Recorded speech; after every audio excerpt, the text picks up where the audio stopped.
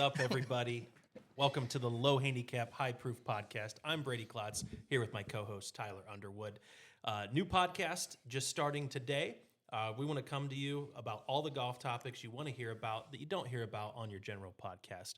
We're not here to talk about how many under Scotty Scheffler is this week, or what where Liv's playing each week, or what a beginning golfer wants to know about the sport. We're here to talk about everything else that matters. Tyler, how are you doing today?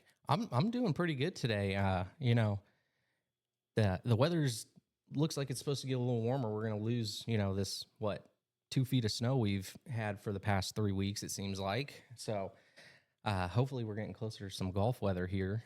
We are getting closer. We're into February. Once March hits, we're going to be out there. We don't care. As long as the course is open, you can count on us being the first tee time out. It's what we like to do because we don't mess around. We have responsibilities, and we can't spend all day on the golf course. So play fast, everyone.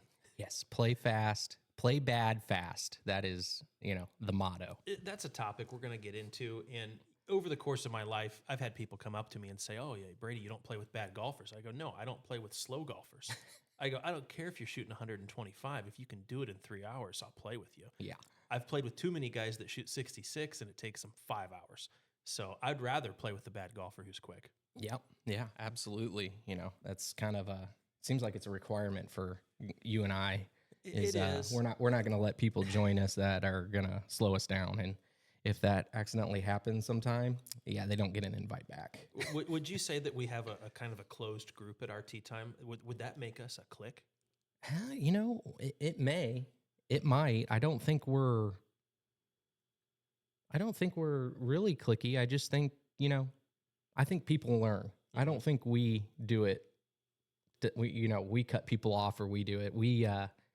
People will figure out if they want to stick with us or not. They try to join, and if they don't work, if they don't like it, they don't come back. They don't end up on the tee sheet anymore for some reason.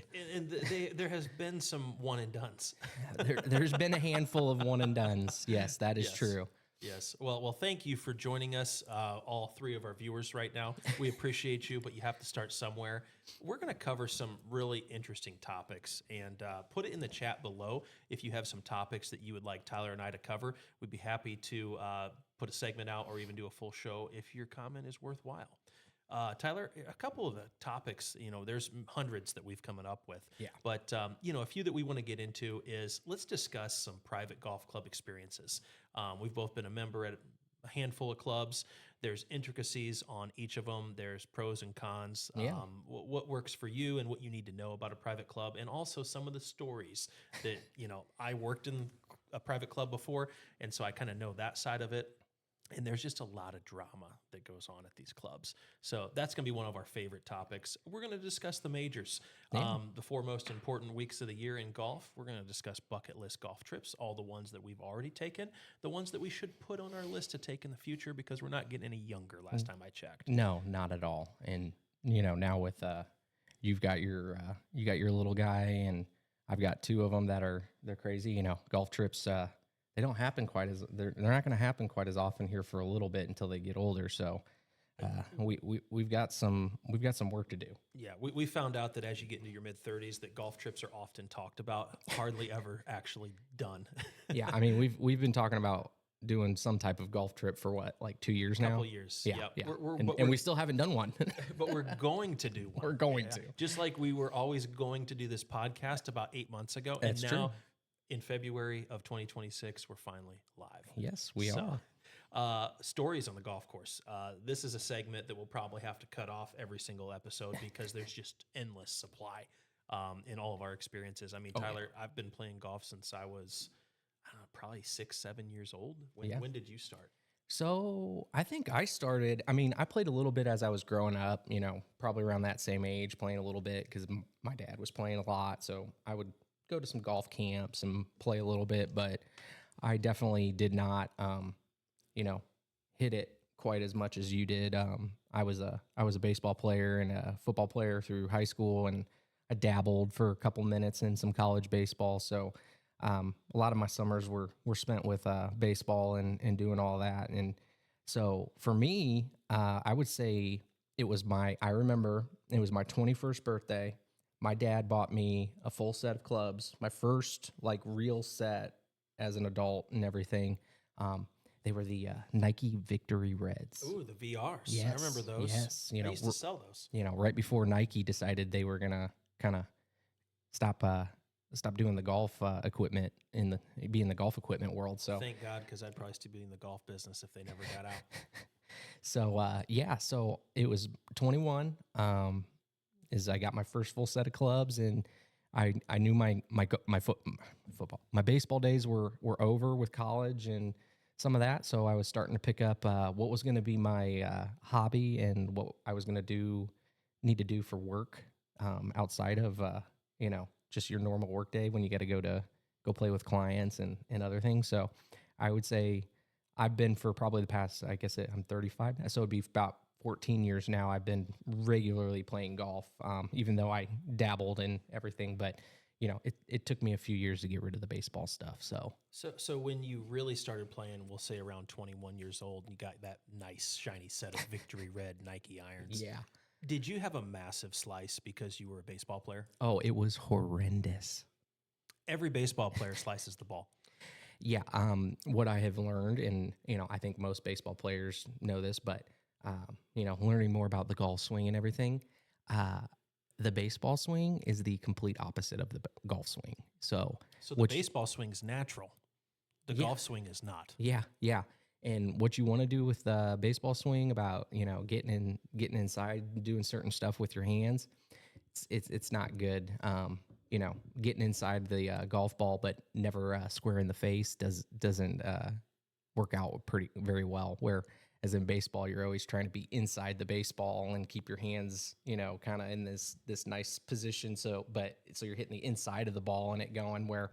If you do that with golf, you're going right. Right, going right. The baseball fundamentals are tough to break. They weren't tough for me to break because I stunk at baseball. I mean, I was okay in T-ball, and then once we got to live ball, I didn't make the All-Star team my first 2 years, and so I was pitching against all of the misfits who were not on the All-Star team in the it wasn't Babe Ruth back then. We just called it live ball. Yeah. But I quit baseball after 6th grade. I did make the All-Star team that year, and I got sponsored by David because I was spitting so many seeds in the dugout. I mean, I still got the seeds, and I'm still all over that. I have them in my golf bag actually, for certain times and certain days. That is a bad habit to break. Now let's it's a great talk habit. a little bit about seeds because this is a baseball transition into golf. What is the seed etiquette when spitting them on the golf course? Ooh, that is particularly around tee boxes and greens, because in the Zimbabwe era that we're in right now, these things are everywhere. Yep. Seeds are a little bit more different. They're natural. They're grown, and so they will degrade. So the last thing I want is a seed in my line when I'm putting. Oh. I can remove it, but it has someone else's saliva on it. I don't really want to touch it. I want my putter to touch it. Yeah. No, I think I would agree with that. I think spitting seeds and all those other, the zins and all that stuff, it's very similar to the, I would say it's very similar to, you don't spit on the green, right? Unless your name's Sergio Garcia, then you spit in the cup. Yeah, that's true. But, I think the tee boxes and the greens, you stay away from that stuff. Honestly, if you have them, I think the rough is fine. I even think in the fairway, I don't know if I would necessarily, be all for, spitting your seeds or doing all that stuff on the fairway. I think, you're spitting seeds, hey, spit them out on the rough. Do what you need to do there. I don't think it's bad, but I think the main playing surfaces, like you're talking about the fairways, the tee box and the greens, I say you stay out of it. Like I think you keep those clean, and I think that's, you don't want to get, it's kind of like the divot in the fairway. Like you don't want to get punished, and you don't want to punish somebody else. So I think keep it in the rough. Okay, I agree because that's where the mowers are. Yeah. And so they can chop it up like it never happened. Yep. We got a notice from our club last year and a picture of the Oh. evidence back on August 29th. Whether it's cigarette butts or Zimbabwe's, there's a cluster of 6 of them right in the chipping area. This looks like to me hole. Is that hole 6? No, there's a backstop there. That is hole That looks like off the back of hole 14 14. because there's that green Yeah. there on the left. Yep. And then that's kind of off the back of 14, I think. That's a hot spot for Zimbabwe's to be spit though, because usually you threw one in the tee box on 14 and you left your drive out to the right. So now you're in the bunker. Yeah. Yeah. You hit The fantastic bunker. You hit an awful layup, and Yep. you may still be in the bunker or the tall grass, and then you hit a good shot, and then the wind comes out and it takes it to the right side of the green, and then you flub one out of the sand, and you end up in Zimbabwe lane right there. Yeah. Yeah, it is like replacing divots, taking care of the course. But I will tell you, Tyler, I have been penalized for taking care of the course before in a tournament. Yeah, you have told this story to me before. So, and you know what? I have taken that story to heart. I remember every bit of it. Yeah. And I remember when I'm going up, and so you should tell this story to everybody. You know, I think this is going to be a topic we'll talk about later on, is how awful some of the rules are in golf. We're trying to grow the game, right? And we really don't want to deter people away because of all of our stingy rules. And so this was 2014. Yeah, 2014, stayed open, and balls on a par 3, hits just off on the fringe, and then goes about 5 feet to the right. And so my ball mark is a foot off of the green. My ball's a foot off of the green, 5 feet laterally to the right of where my divot is. I go ahead and go fix that. And there is a notorious head pro down here in Indianapolis that is a real dick, I will say, who called me on it. And he's like, "You improved your lie." And I go, "Well, no, I didn't improve my lie." I go, "I was taking care of the golf course, fixing my mark." And he goes, "That's a 2-shot penalty." So I took a 2-shot penalty. So I am kind of notorious for this. I was pissed. And I'm like, you know what? I'm just going to take my time. So on the last hole after that, I was right on the cut line. And I'm like, well, you know what? It's dark. I don't think I can see. I think I need to go in for the night, and we'll come back out tomorrow morning and finish the final hole. So I held up the whole tournament for the cut for one more day because I said I could not see, and it was dark. And I wanted to know where the cut line was. And I'm like, I don't feel comfortable. I couldn't see my ball. I was a different golfer back then. I was slower. I was extremely competitive, methodical. Not playing in our current group. Tuesday, Thursday game. Yeah, so I made the cut. You know, it was able to par the last hole next morning, and then they readjusted and repaired and went out. But you know, that's a rule where I think there's got to be discretion used, but you can't fix anything until you're on the green. And I would say, well, what's the difference of me replacing a divot in the fairway, taking care of the course, than replacing a depression that my ball made on the fringe? I'll go to the grave with that one. But anyway, there's plenty of stories about rules that we can get into, how we all got started. Course strategy is something we're going to talk about a lot. I mean, this game's hard enough. There's easier ways to play it. Most people line up. They just say, hey, I'm just going to aim down the middle of the fairway, aim at the middle of the green, and just swing. Oh, yeah. Not here, not in this group. Yeah, actually, I'd say that is you and I, when we play together, we are talking course strategy with each other the entire time. I mean, every shot, what we're looking at doing, we're just bouncing ideas off of each other, or just telling it, you know, talking about what we're thinking. Just it's kind of, I feel like that's just kind of a groove you and I have gotten into, talking about our course management as we're in the middle of a round, which, you know, competitively, probably, you know, you're not supposed to talk to your opponent about what you're doing. And what'd you hit things, there? 7-iron. You're DQ'd. You know, we're doing this, you know, the hide games or whatever they do. Tyler, is there anything worse than playing with somebody who tries to give you a yardage and they shoot the trees behind the green with their rangefinder? No, I don't think so. And for reasons like that, I don't trust anybody's yardage usually. I think golfers have trust issues. Yeah, Yeah. yeah, they do. It used to be, oh, I've got it set in meters instead of yards, but that excuse is long gone. Yeah. Yeah, I've got 186. What are you talking about? The 150 plate's 15 yards behind me. Like 186. You're gonna pull a 6-iron, 5-iron now instead of a wedge. Yeah. And it's happened to all of us. Yeah. So we'll talk into course strategy, things like that. We're gonna talk equipment. Mhm. You know, golf clubs used to come out on a 3-year rotation. I remember Titleist was every 3 years, and it was like, oh my gosh, like I can't wait to see what they've got coming out. Now I feel like it's twice a year for manufacturer, like TaylorMade and Callaway. I feel like Titleist is still once a year, but like some of these others, it's like, what have you done? Yeah. Like, yeah, we're hitting the ball further than we ever have. We're hitting it straighter. I Mhm. know that's hard to believe for a lot of you out there, but we are hitting it further and straighter. Well, not straight.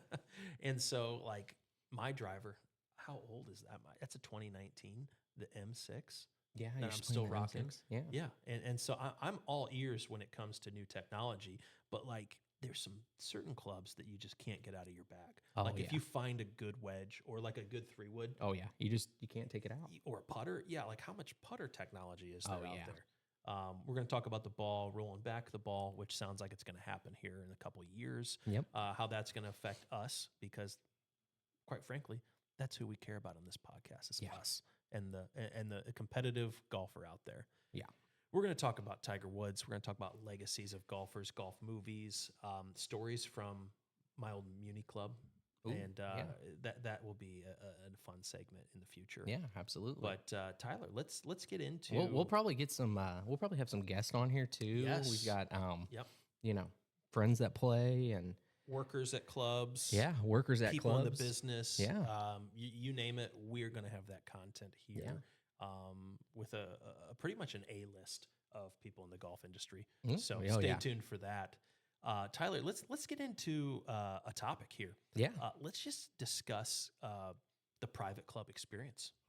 Yeah. You know, Yeah. there's various Instagram accounts out there right now that make fun of a lot of private clubs Oh, and yeah. uni clubs, and it's great. It's all satire. My new favorite one is this private equity guy where he doesn't stop letting you know that he's in private equity. Yeah, private equity, PE.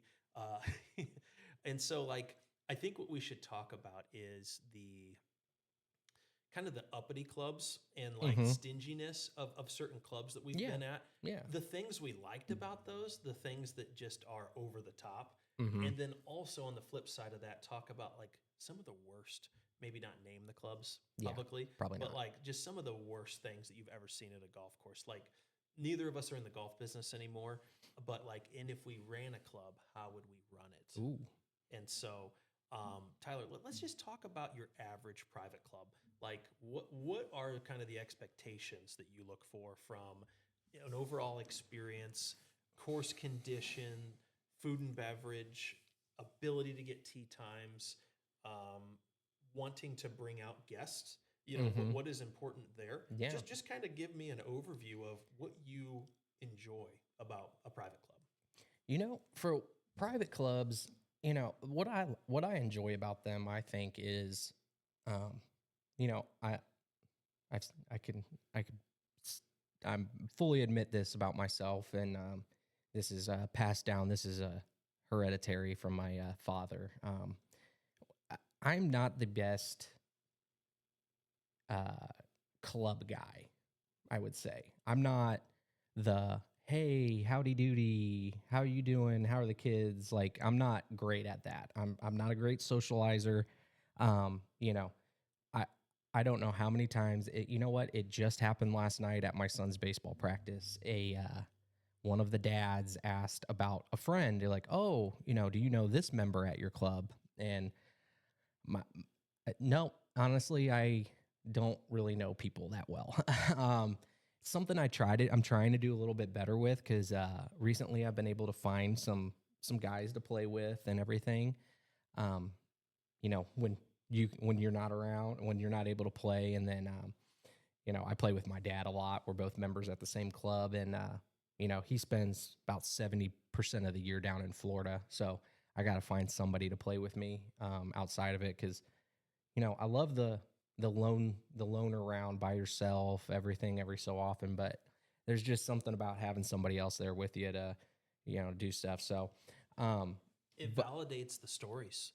yeah, You yeah, know, it when can. you have something happen on the golf course and you try to explain it to whether it's your significant other or your kids or your parents or your Oh yeah, friends, and they're like, yeah, okay, they don't get the context of it. But when you've got a buddy that saw the same awful thing happen to oh, you on the oh yeah, course, oh yeah. like it upgrades it to a level of, it just gives it authenticity. Well, and then there's the whole puckering of the rear end when you get to a par three when you're by yourself, going, "Oh my God, please don't be the day that I hit this hole in one," right? You'd And rather, and you got and you got nobody there mm, to corroborate it and everything. that's what Other will than you're happen. hoping that when you walk up there, maybe there's a grounds guy in the bunker or something that can you can go, yeah, hey, you saw it, Yeah. it. Um, There's a few opportunities at our club, like on number 8. If you were to make a hole in one on 8, you're just praying that there's someone teeing off on 3 that saw it. Or if you make one on 17, you're praying somebody's in 16 oh fairway. yeah, oh You yeah, know, that's really yeah, your only shots at it, because pretty much. nobody's really going to see it on 11. Nope. Nobody's going to see it on 4. 4, Yeah, unless you have somebody on 5T. But they're 5T never would be the looking, one, but never their looking back back. is always to you, and if they're not playing those back tees, one of the back 2 tees like where we usually are, they're another Right. 50 yards up Well, almost. and the other good thing about having good golf buddies is that it also validates your BS stories. Yeah, So that's true. I remember a round that you and me and your father played last year on 4, and first ball, it was either, I think it was you. No, maybe it was me. We were both about equidistant from the hole, and we're like, oh my God, like that's tight. That's like a yeah. foot away. It And was we number come 4. to find out, mine was 30. It was feet all away. 3 of us. Yeah, yeah. All 3 of us. It was a par 3. We all thought we were within 5 feet. We thought we had kick-ins. Like Yeah. my dad and I thought we were at 5 feet. We thought you were at like 2. And Oh, I thought your dad hit the stick. oh, was he the one that He hit the was the stick? close one. Okay, he was the close one, 12, but 15 feet. yeah, he was still 12, 15, and we were like 30. We all thought we all thought we darted it right there. But He made his putt though. yeah, he did. Yeah. I don't think we did. Right. No, we did not. We Um, cozied up there. Yeah. But like your stories that keep you in check, because if you're playing by yourself and you're like, oh man, I stacked it to 30 feet. Like Yeah. in your mind, you stacked it from the tee box, but there's some, some validation and some checks and balances that Yeah. occur, like the itch to just drop another ball Mm-hmm. when you're playing by yourself, and we all do it. Yeah. Do you count it? Yeah. Do you Well, count if it? I Which was- ball do you play? If I was trying, this is what I would have Yeah, done. exactly. Or, I didn't take a practice stroke on that putt, so I get another one because I didn't take a practice stroke, and the second one always goes in. Yeah. Oh, yeah. So, yeah, But- we've had some good times on the course. I remember the first round we played together was at Hawthorne, and there's a hole out there that's a kind of drivable par 4 for some. Some.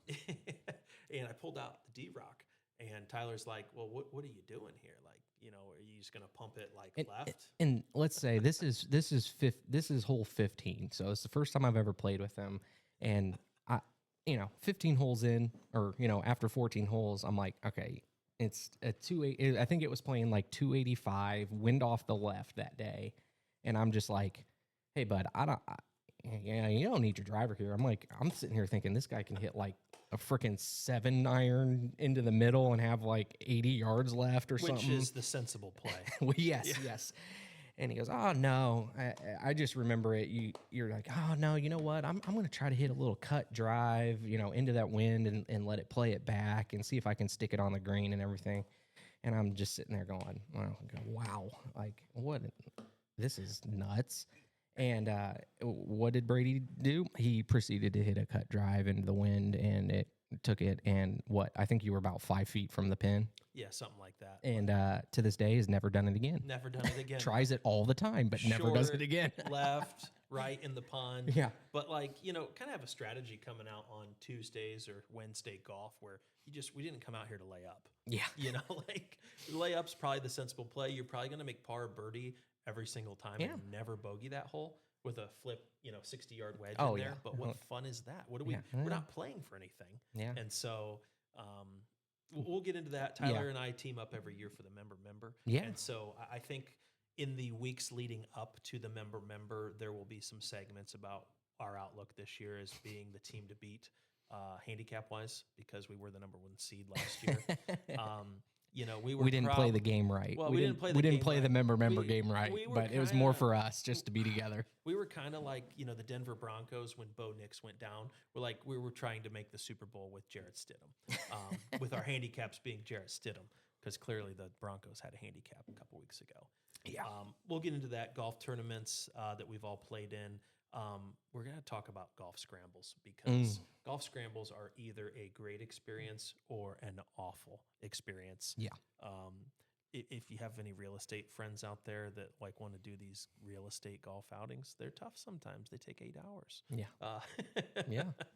Right. But yeah, back to the private Yeah, club the thing. private club. Well, so Monday outings. Oh God, Monday nights. But no, well, where we started with all this was, you know, my private, you know, what I like about it. But what I love about the private club is it's most of the people that are members, and when you're going out there, you know, you're playing with, or you're seeing guys or playing with guys that like golf or love golf and are playing it. You know, it's for fun and everything, but it's also, you know, they're trying. They're not just out there. You know, these aren't 30 handicaps, you know, boozed up, just smacking it around like you see everywhere. You know, if these are guys that are actually trying to play some real, you know, play golf and, you know, at a somewhat competitive and real. I think we have 20 handicaps under a 2 at our club. Yeah, we're anywhere in there, and but I think so that's nice because you just kind of you're just around maybe somewhat like-minded golfers when it comes to, you know, playing, you know, the way you approach the game and maybe respecting the game a little bit and respecting the course. Now, doesn't always happen. You know, we get stuff from our. I can't tell you how many times I've had to, you know, we fix divots and everything. You know, you walk up to a green and you're fixing 4 divots. You know, even the hoity-toity, high-price private club people don't fix their divots and the issues they make. So, Aren't they paying for that in their monthly dues? Yeah, they're paying for somebody else to do it, right? But you know, that's what I enjoy. You know, typically, you know, until recently, it's always been, you know, for me, it's been ease of getting tee times and getting, you know, being, you know, part of like a group that can actually play this all, you know, a certain course all the time. So, you know, that's always a big thing for me, is not having to, you know, having tee times available. Now, our club has grown quite a bit over the last couple of years, and tee times got pretty tough, and it got pretty stacked up there in the tee time section. But generally, you know, for guys like us, we like playing in the morning and getting done and getting back to our jobs and our lives. You know, we both run businesses, so you know, we can do some stuff and from the course and everything when need be, but then we're back in the office and ready to go when it's really go time and everybody's actually working, it seems like. So a public course, that wouldn't be possible. Wouldn't get the first tee time out most of the time. You're probably playing a 5 to 6 hour round, and it's a whole day affair. So you do pay the premium for it, but you're expecting to get some of those extra time benefits out of it. I'd say there's a few things that are important about a private club. For me, I think depending on what you're looking for. So there's golf clubs out there where golf is the primary only thing that matters. And then there's country clubs where they're a little bit more family oriented, more restaurant activities, more events, kids club type of things, workout facility, large pool, you know, cafe type of things, lounges. You know, ladies like to play cards too. Yeah. And so, you know, there's a different dynamic, and we're lucky that we have both of those. Yeah. We actually, with where we're at, we're able to we're part of 2 clubs, and we have one that is mostly, it's a golfer oriented club, and it's about the golf, and the amenities aren't as large and crazy, and you don't see as much of it used, where the other one, now it's a great, I mean, golf course it's a good course, great course, and they've done a really good job recently of keeping it, you know, making it better, I think. I mean, it's played a lot better. But they have the giant clubhouse, the food, the events, the huge pool for the kids, like all of that stuff. Yeah, it's a good mix. As far as what I look for, golf course condition is paramount. If you're going to spend the money to go play at a private club and utilize the facilities, you want them to be top notch. And so, you've got your member owned clubs versus your corporate owned clubs, and there's different budgets involved with that, whether you get assessed or you don't. But, if I go out every single day and I can get the same course condition on a Saturday that I get on a Wednesday, I think that's a job well done by the superintendent. Yeah. That's the most important thing to me, followed by you have to have a good tasting chicken wrap. You have to have a good steam room that works. Now, oh yeah, you're big on the steam. Yeah, room, big so. on the steam room could be a full show topic of every steam room of every club that I've ever been at. Yeah. And what was bad and good about all of them. And I've been in some pretty nice steam rooms. Yeah. And I've been in some pretty bad ones too. I would say For me, cart girls, cart girls, they matter. they matter, and honestly, it's are they getting around? Are they? What do you mean by getting around? Yeah, not like that. Are they getting around the course? Are they showing up? There's some courses you go and you won't see the cart girl until I mean, we've played rounds where we don't see the cart girl until 17. Mm-hmm. Yep. And Early. then they say, "Did you guys run?" No, we walked. Yeah, no, we were walking. Yeah. Like that is a good topic, and that will be a series I think that we'll do on cart staff. Yep. Yeah. It's very important. I think the bartender is important too. Mm-hmm. I don't have very many libations at my home club because I live a half an hour away. But Tyler here, he doesn't have it's that so luxury. far. So far away, that's why we don't usually close down the 19th hole at our club. But like, what kind of pour are you getting? Are you getting just the normal, one shot, or are you getting a pour like this? So that's another thing we can talk about. Another topic will be is libations on the course. Mm-hmm. How you drinking? What are you drinking? Where's the threshold? Yeah, of where's that threshold of you're how getting many better or before you're getting worse, and then it's that law of that diminishing that returns. trajectory of Right. it goes down. But I'm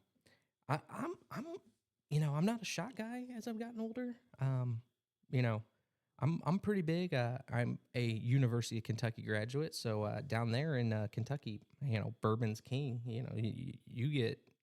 You show up to your first day at University of Kentucky, and I'm pretty sure they put a bottle of bourbon in your hand, and that's kind of like your first course. Yeah, that's the so, appetizer. I love myself like a little pour. I like myself a decent little pour, and I'll go straight. I enjoy just a little mix, like a little bourbon, Coke sometimes. I love beer too. I love beer. I feel like the beer though it's a tough one on the course for me. Just You got to have the refrigeration thing figured out. Yeah.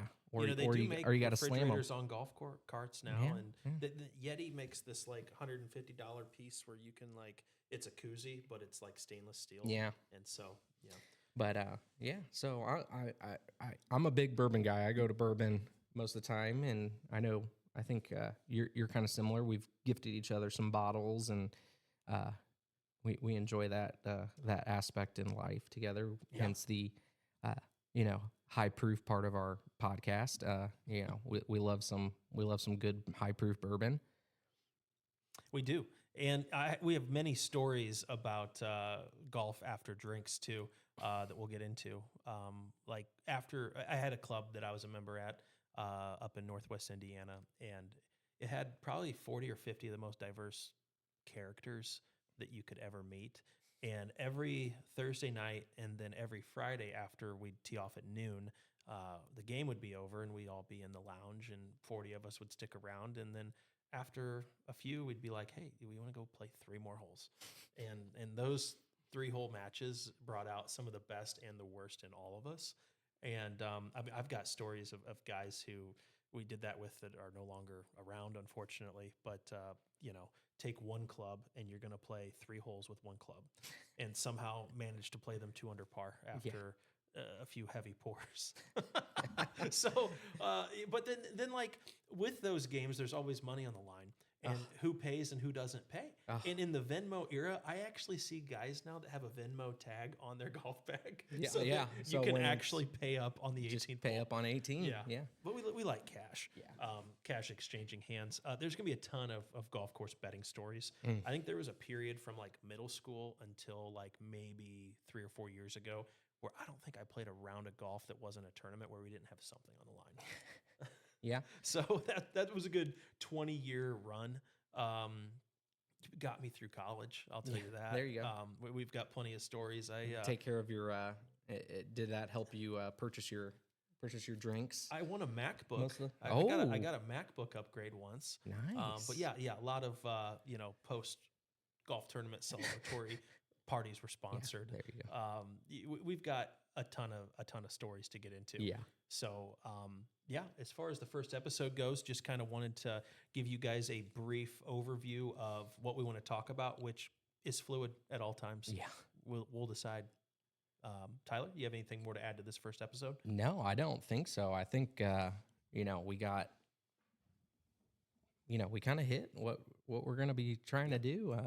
This podcast, like our thought behind this was trying to find, we're not looking for like the bottom of the barrel, just like, jack around crap stuff. And we're not going to be, all about pro golf and everything. We're trying to find that spot where it's like, like-minded golfers like us that, really love the game and are trying to improve and, try to talk about some of that stuff, but also have some fun telling stories and talking about the stuff that, again, that guys like us, what it's like every day for the everyday golfer and what we encounter on the course and everything like that. Yeah, absolutely. We're going to give it to you straight or neat, however you like it. Yeah. Or if we had to take some of the bottom barrel stuff, we will. Yeah, we can figure out. We'll figure it out. Yeah, but we like tapping that new barrel. Yeah. But yeah, we're going to give you all the stuff that you want to hear. We're in the trenches with you every single day. Yeah. This isn't the high-end elite podcast where, we're going to stay, in our own lanes. No, we're going to swerve a little bit. Yeah. And swerve with us. Yeah. So it's been a pleasure for the first episode of the Low Handicap High Proof podcast. Once again, I'm Brady Klotz with my co-host Tyler Underwood. We'll see you next time. Yep.